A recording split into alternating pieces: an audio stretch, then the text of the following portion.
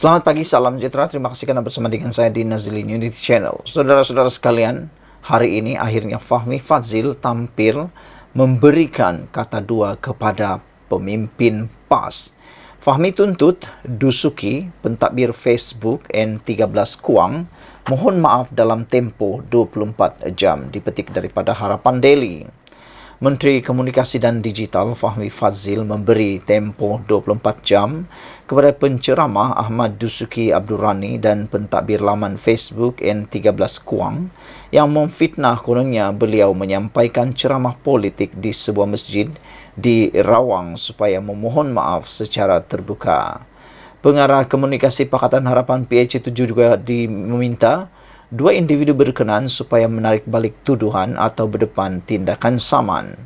Beliau yang juga pengarah komunikasi PKR berkata, notis tuntutan telah dihantar oleh peguamnya petang semalam bagi membersihkan namanya daripada tuduhan mengadakan ceramah di ruang solat utama Masjid Nurul Yatkin, Kampung Melayu Seri Kundang, Rawang baru-baru ini. Walhal Jelasnya, beliau dijemput oleh ahli jawatan kuasa masjid berkenan ketika singgah solat di situ untuk menjelaskan mengenai punca pengharaman kumpulan muzik The 1975 dan pembantalan konsert Good Vibes Festival. Masa itu ada orang tangkap gambar dan tulis saya ceramah tanpa tauliah, berpolitik dan kempen di dalam masjid, sedangkan ia bukan begitu. Alhamdulillah petang tadi semalam, Ketua Polis Selangor mengumumkan setelah 22 saksi disiasat, beliau kata, saya, Fahmi Fadzil, tidak bersalah, katanya. Fahmi berkata demikian ketika berucap pada jelajah perpaduan sebenar PRN Selangor di Sungai Kandis dekat malam tadi.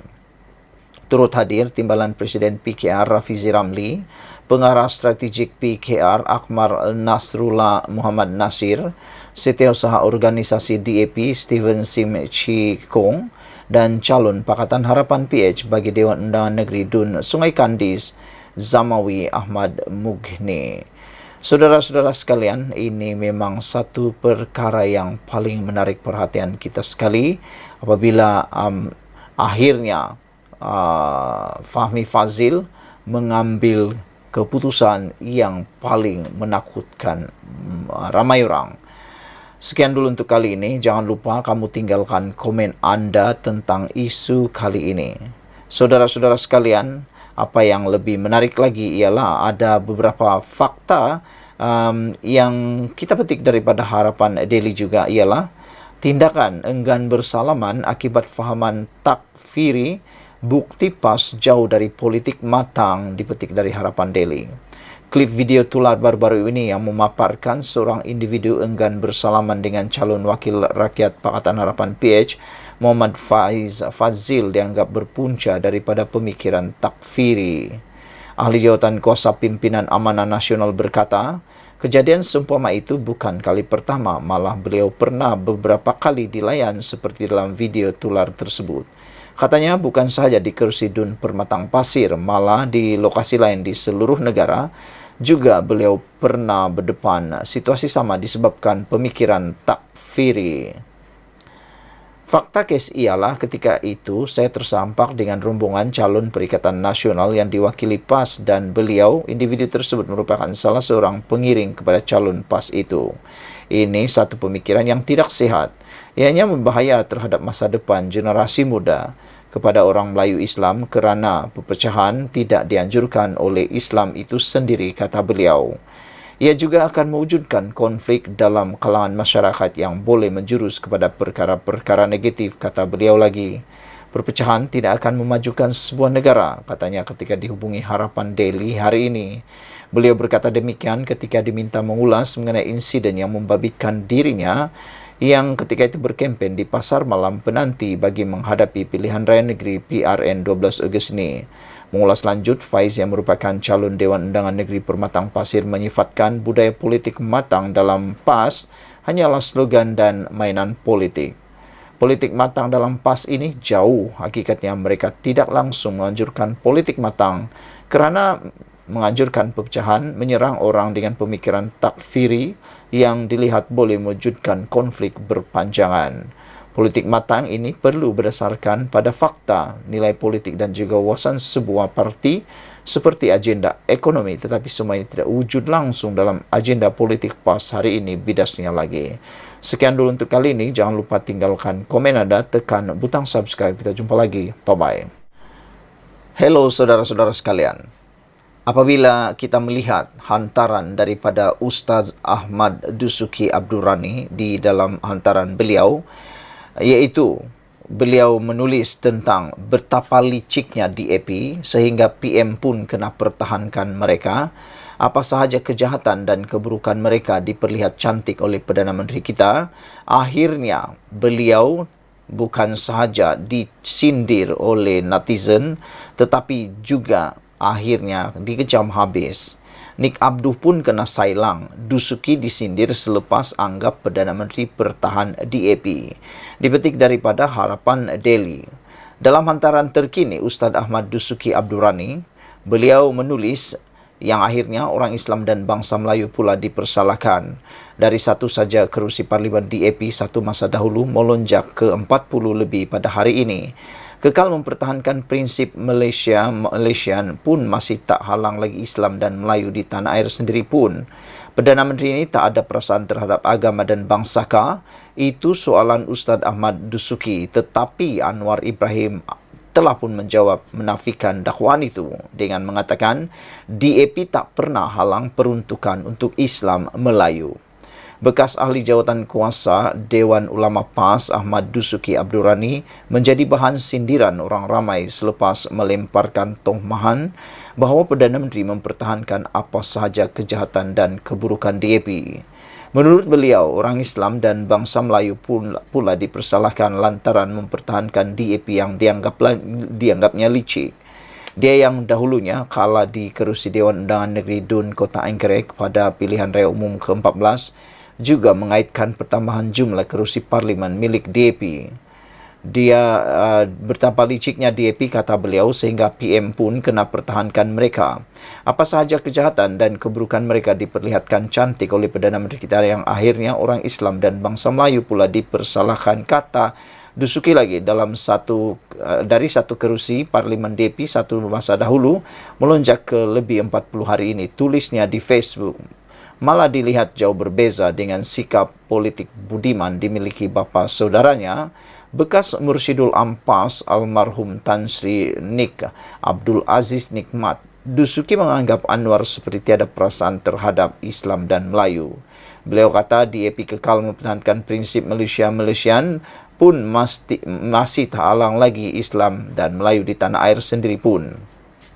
PM ini tak ada perasaan terhadap agama dan bangsakah? Soalnya pula tanpa menguraikan kejahatan dan keburukan DAP pada era kerajaan perpaduan ini. Ekoran hantaran Dusuki menjelang tibanya hari pengundian pada pilihan raya di 6 negeri minggu depan. Orang ramai mengkritik dan menyindir penceramah PAS itu. Antaranya pengguna Facebook Samsurizan Nur Syam yang menggesa Dusuki menjawab 3 soalan daripadanya terlebih dahulu. Apakah kejahatan dan keburukan DAP? Perdana Menteri ke-10 buat majlis agama setiap minggu, ada DAP halang? Soal beliau. Perdana Menteri ke-10 bagi peruntukan kepada majlis agama lebih, ada DAP halang? Itu soalan beliau. Perdana Menteri yang ke-10 nak notahkan kemiskinan tegar yang majoritinya orang Melayu, ada DAP halang? Bidas beliau lagi. Sehubungan itu, Surizam mengingatkan bahawa rakyat tidak bodoh dalam menilai kerana semua orang boleh sekadar cakap tanpa berasaskan fakta dan melihat kebaikan yang berlaku. Paling sedih, Nik Abduh kena sailang geng sendiri. Teringat kisah Karbala. Kenapa gerakan diberi bertanding di kawasan majoriti Melayu? Pemimpin Melayu dalam PN membela gerakan sampai pengikut di dalam parti iaitu Islam dan Melayu diberi amaran untuk dipecat. Kenapa PAS tak bertanding di Seputih Ceras? Ustaz Muhaizad yang bagi teguran secara ilmiah mengikut lunas ilmu pun disindir dan ditarik tauliah ceramah di Kelantan. Gapo Ustaz? Demikian antara komentar warga Malak Maya yang ditujukan kepada Dusuki. Malah, Dusuki turut diingatkan bahawa ada calon gerakan iaitu Parti Komponen Perikatan Nasional PN yang turut dianggotai PAS memberitahu bahawa tidak akan ada larangan primis perjudian jika PN mengambil alih pentadbiran negeri. Wah, ini memang paling panas dan harap nanti semuanya diselesaikan dengan baik. Sekian dulu untuk kali ini. Kita jumpa lagi. Bye-bye. Apa kabar sekalian? Semuanya bercakap tentang Mahathir Mohamad. Sejak akhir-akhir ini, isu tentang Mahathir konon akan dilantik sekali lagi menjadi Perdana Menteri untuk kali ketiga tular di mana-mana. Saya tidak tahu adakah itu akan memberikan kelebihan kepada Perikatan Nasional yang disokong oleh Mahathir sekarang, ataupun ianya akan memberikan kesan buruk kepada Perikatan Nasional. Sila tinggalkan komen anda, apa pendapat kamu dengan tularnya. Kononnya Mahathir Mohamad mahu dirancang ataupun dalam perancangan oleh PAS untuk menjadikan beliau ahli parlimen PAS dan seterusnya menjadi ahli parlimen. Itu saya tak pasti, cuma dalam pembacaan beberapa artikel menulis Mahathir mungkin akan menjadi Perdana Menteri sekali lagi. Namun demikian, yang hangat sekarang ini di BH Online, Mahathir penganjur utama sebar kenyataan provokatif berkaitan kaum. Itu ialah dapatan CIJ. Dipetik daripada BH Online 2 Ogos 2023. Saudara-saudara sekalian, bekas Perdana Menteri Tun Dr. Mahathir Mohamad muncul penganjur utama dalam menyebarkan kenyataan provokatif tentang kaum. Dapatan itu berdasarkan analisis awal pemantauan media sosial bagi pilihan raya negeri PRN 2023 di Malaysia melalui kempen Katakan Tidak pada ucapan benci yang dijalankan Centre of Independent Journalists CIJ dengan kerjasama Universiti Malaysia Sabah UMS dan Universiti Sains Malaysia USM. Hasil itu diperoleh berdasarkan pemantauan sepanjang tempoh 24 hingga 30 Julai lalu. Mengulas lanjut dapatan itu, pengarah eksekutif CIJ, Watslal Naidu berkata, naratif Dr. Mahathir berterusan mencabar status quo bukan Melayu di negara ini dan mendakwa Malaysia bukan negara berbilang kaum. Sebaliknya, ia mendakwa ia adalah negara Melayu. Kenyataan sedemikian katanya sekaligus mencetuskan komen pengguna yang bersikap kritis atau mendukung posisi Dr. Mahathir. Microaggression, keagresifan mikro ini berniat untuk mencipta naratif yang mempertembungkan kita dengan konsep mereka dan terbina melalui stereotip dan maklumat palsu yang disebarkan pihak yang berkuasa. Hal ini berpotensi meminggirkan dan menindas kelompok yang lain berdasarkan hierarki kaum dan kekuasaan.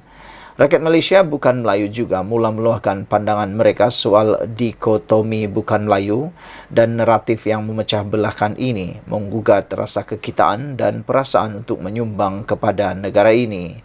Seorang rakyat Malaysia berbangsa Bidayu Cina turut berkongsi bahawa dia terus menerima pelbagai komen berbau perkauman apabila meluahkan pandangannya tentang ungkapan yang memecah belahkan ini secara dalam talian.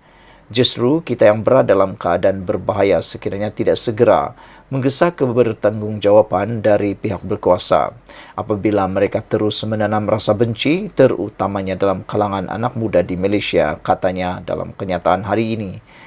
Selain kenyataan demikian, hasil pemantauan CIJ mendapati peristiwa Mamali pada 1985 turut disifatkan sebagai serangan terhadap Dr. Mahathir dan PAS juga bersubahat dengan bekas Perdana Menteri itu. Mengikut hasil pemantauan itu, sebahagian daripada hantaran mempersoal semula kejujuran posisi PAS sebelum ini. Pemantauan dijalankan itu memproses 18,721 hantaran sepanjang tempoh seminggu dan dikategorikan mengikut tahap keparahan ucapan.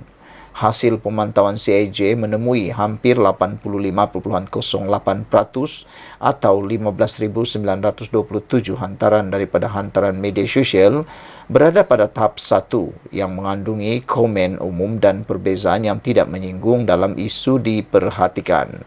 Hantaran lain iaitu 14,7% bersamaan 2,765 hantaran berada di tahap 2, bahasa dan kandungan yang menyinggung atau bersifat diskriminasi.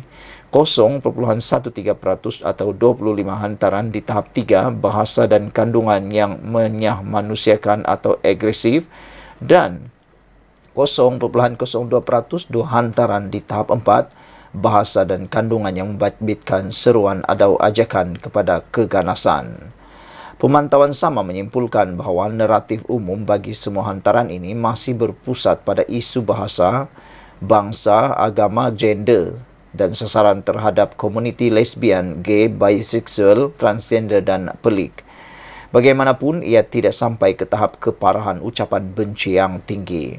Selain itu, komen penjanaan pengguna UGC berada di tahap 2 dan ke atas menunjukkan komen berkait perkauman, xenofobia, homofobia dan transfobia turut dinormalisasikan tanpa ada sebarang mesej penolakan daripada pimpinan politik atau masyarakat awam. Sekian dulu untuk kali ini. Jangan lupa tinggalkan komen anda untuk isu yang paling hangat pada hari ini. Mahathir penganjur utama sebar kenyataan provokatif berkaitan kaum ini dapatan daripada CIJ dipetik daripada BH Online. Kita jumpa lagi. Bye-bye. Menjelang pilihan raya negeri yang tidak akan lama lagi diadakan, ini pengakuan dan kenyataan Datuk Seri Anwar Ibrahim yang benar-benar panas dan mengejutkan pastinya, siapa lagi kalau bukan Muhyiddin Yassin. Anwar Ibrahim dedahkan bahawa kontrak untuk anak menantu Muhyiddin boleh tak kamu sebut tak buat apa-apa? Itu soal Anwar Ibrahim kepada netizen semua.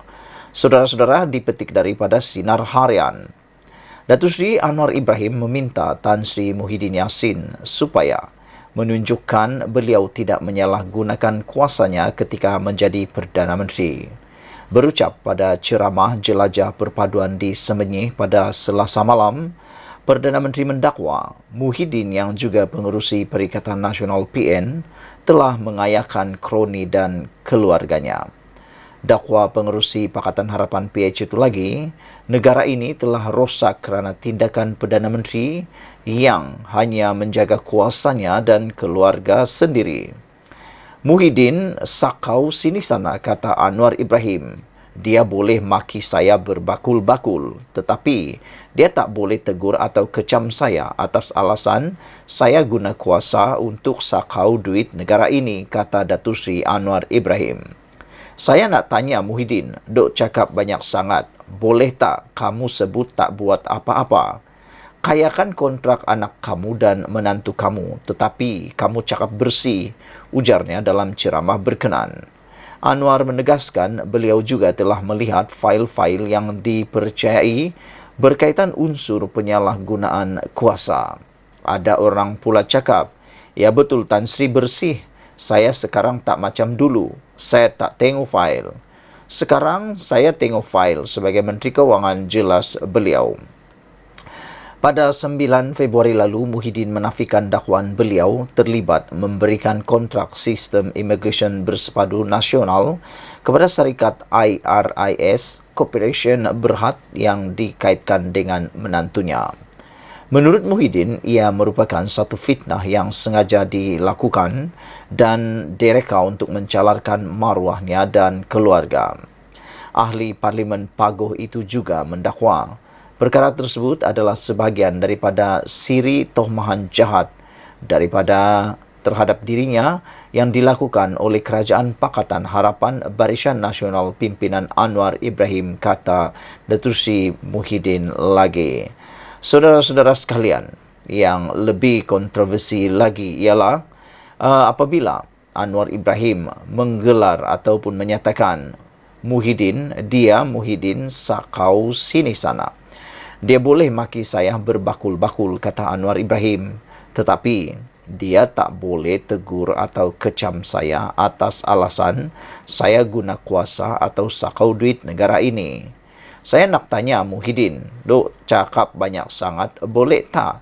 Kamu sebut tak buat apa-apa. Kayakan kontrak anak kamu dan menantu kamu.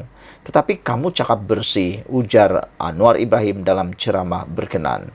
Dalam satu ceramah Anwar lagi yang saya lihat di dalam video, beliau mengatakan bahawa Anwar Ibrahim rasa lucu dan geli hati apabila pemimpin ataupun penyokong Perikatan Nasional menyanyikan lagu Hoi Hoya Hoi terhadap Anwar Ibrahim. Anwar Ibrahim kata dia tak marah pun, bahkan dia nyanyi sekali Hoi Hoya Hoi itu dengan lirik yang lain, yaitu Hoi Hoya Hoi, mengapa kamu sokong Muhyiddin juga, kata Anwar Ibrahim. Apabila beliau kata Muhyiddin sekarang juga adalah salah seorang daripada kluster mahkamah dan telah pun didakwa untuk beberapa tuduhan berkaitan pengubahan wang haram dan rasuah serta penyalahgunaan kuasa. Itu sebabnya Anwar Ibrahim kata, dia Muhyiddin sakau sini sana, dia boleh maki saya berbakul-bakul, tapi dia tak boleh tegur atau kecam saya atas alasan saya guna kuasa atau sakau duit negara ini, kata Anwar Ibrahim. Dia juga ingin bertanya kepada Muhyiddin, dok cakap banyak sangat, boleh tak Muhyiddin kamu sebut tak buat apa-apa, kayakan kontrak anak kamu dan menantu kamu. Tetapi kamu cakap bersih, ujar Anwar lagi. Anwar menegaskan beliau juga telah melihat fail-fail yang dipercayai berkaitan unsur penyalahgunaan kuasa. Sekian dulu untuk kali ini. Jangan lupa share video ini. Kita jumpa lagi. Bye-bye. Selamat petang, salam sejahtera. Terima kasih kerana bersama dengan saya di Nazlin Unity Channel. Yang ini pendedahan paling menarik sekali. Apabila Sanusi buat pengakuan yang kita tidak jangka-jangkakan berkaitan dengan curi unsur nadir bumi. Dipetik daripada Malaysia Kini. Dengan tajuk, Sanusi akui pernah jumpa suspek curi unsur nadir bumi. Netizen mula bertanya, Sanusi dah mula buat U-turn ke, kata mereka. Tak tahulah apakah itu U-turn atau tidak, terpulanglah pada mereka. Menteri Besar Sementara Kedah Muhammad Sanusi Maknor mengakui pernah bertemu seorang warga China yang kini diburu berhubung kecurian unsur nadir bumi REE di negeri itu. Bagaimanapun, Sanusi berkata urusan warga China itu adalah dengan pejabat tanah dan galian Kedah serta Menteri Besar Incorporated MBI milik kerajaan negeri yang mana tidak melibatkan dirinya. Sanusi memberitahu Malaysia Kini yang individu tersebut memiliki syarikat tenaga solar yang mengadakan usaha sama dengan MBI dan telah berada di Malaysia sebelum dia menjadi Menteri Besar pada tahun 2020. Saya tak ingat berapa kali jumpa dengan individu itu. Yang saya ingat, jumpa di pejabat sekali dan rumah terbuka hari raya sekali, katanya ketika dihubungi. Walau bagaimanapun, kata Sanusi, mereka tidak boleh berkomunikasi memandangkan warga China itu tidak berbahasa Inggeris dan Melayu. Jumpa pun tak boleh cakap apa sebab dia tak tahu bahasa Inggeris. Dia sudah ada di negara ini sebelum saya jadi Menteri Besar lagi. Saya tak tahu sejak bila, kata Sanusi. Malaysia Kini tidak mendedahkan nama suspek kes jenayah selagi dia belum dituduh di mahkamah. Sanusi berkata demikian ketika menjawab soalan berhubung sidang media Menteri Dalam Negeri Saifuddin Nasution Ismail di Alosta, di mana dia mendedahkan gambar Sanusi bersama-sama dengan suspek. Saifuddin berkata, tidak salah untuk Sanusi bergambar dengan individu tersebut, namun tidak seharusnya menafikan yang dia mengenalinya. Terang ada surat dari Menteri Besar dan CEO MBI dengan nama dua warga China yang saya bangkitkan berkali-kali. Menteri Besar harus bertanggungjawab menjawab soalan yang dibangkitkan, kata beliau. Sanusi kata suspek bawa penterjemah. Bagaimanapun, dalam ucapan di Kuala Kedah hari ini, Sanusi berkata, dalam pertemuan dengan suspek, individu itu ada membawa penterjemah bersama-samanya. Dialah cerita kad saya pasal dah bagi kad MBI. RM 5 juta sebelum ini, dia dah habis RM 30 juta. Dia dah buat macam-macam persiapan dan dah ada perjanjian dengan MBI sebelum saya masuk ofis, kata beliau. Bila saya jadi Menteri Besar, jadi saya kata teruskan saja. Buatlah apa yang nak buat, tapi make sure pastikan ikut undang-undang, kata beliau dipetik Berita Harian. Pemimpin PAS itu turut mendakwa dia hanya sedar Saifuddin merujuk individu tersebut selepas melihat gambar yang didedahkannya. Sementara itu, Sanusi turut mempersoalkan tindakan Saifuddin yang memberi tumpuan terhadap kes di Kedah di saat adanya hanya perlumbungan haram REE di seluruh negara. Katanya ia berdasarkan kenyataan Kementerian Sumber Asli, Alam Sekitar dan Perubahan Iklim dalam mesyuarat Majlis Mineral Negara bahawa ada 60 lumbung haram REE. Pasal apa Pudin etek serang Kedah, kata beliau. Dan kenapa etek masa pilihan raya dan pasal apa tak etek sebelum ini atau selepas pilihan raya? Pasal hang nak main politik, nak ambil kesempatan isu REE, nak burukan orang, kata Sanusi. Dia tak elok, hati tak murni, pi cari lagi 59 lombong tu. Ada di Negeri Sembilan, Pahang, Perak, awak tak pi siasat. Pasal apa mai ke Kedah je, kata beliau. Pasal hang nak bunuh Sanusi. Nusi ni nyawa lihat bos, dia payah mati, katanya seperti dipetik. Setiausaha Agung PKR itu dalam ceramahnya di Kedah Sempena PRN kali ini telah membangkitkan dakwaan mengaitkan Sanusi dengan kes REE di hutan simpan Bukit Enggang, Sik, Kedah. Sanusi menafikan dakwaan yang dibuat dan mengancam untuk memfailkan saman, namun Saifuddin mempertahankan dakwaannya dan terus membuat pendedahan berkenaan isu tersebut. Individu yang dinamakan Saifuddin dalam sidang medianya adalah milik salah seorang daripada 2 warga China yang sering disebut dalam ceramahnya yang didakwa diambil kerja oleh MBI untuk kerja penerokan REE. Seorang warga China dikatakan telah ditangkap ketika menceroboh hutan simpan bersama 380 biji nadir bumi, manakala seorang lagi yang dibangkitkan Saifuddin hari ini dilaporkan menghilangkan diri. Sementara itu, Saifuddin berkata selaku ahli lembaga penasihat MBI, Sanusi tidak sepatutnya mencuci tangan daripada hal ehwal syarikat itu dan menyabitkan kelemahan syarikat itu kepada CEO Muhammad Sobri Osman. Dia juga menyangkal dakwaan Sobri bahawa 2 individu tersebut bukan bekerja di bawah MBI. Dia mendedahkan apa yang didakwa sebagai surat daripada Sobri kepada Hamzah Zainuddin ketika menjadi Menteri Dalam Negeri bagi mendapatkan pas pekerja dan kelulusan daripada Jabatan Immigration. Jelas ada permohonan pas lawatan iktisas kepada 2 warga China ini dengan majikannya adalah MBI. Kini penafian dibuat oleh pengurusan tertinggi perbadanan itu, katanya lagi. Semalam MBI membuat laporan polis bagi menafikan dakwaan Saifuddin. Sekian dulu untuk kali ini. Jangan lupa tinggalkan komen anda. Dipetik daripada Malaysia Kini dengan tajuk Sanusi akui pernah jumpa suspek curi unsur nadir bumi, diterbitkan pada 1 Ogos 2023. Sekian dulu untuk kali ini. Kita jumpa lagi. Bye-bye.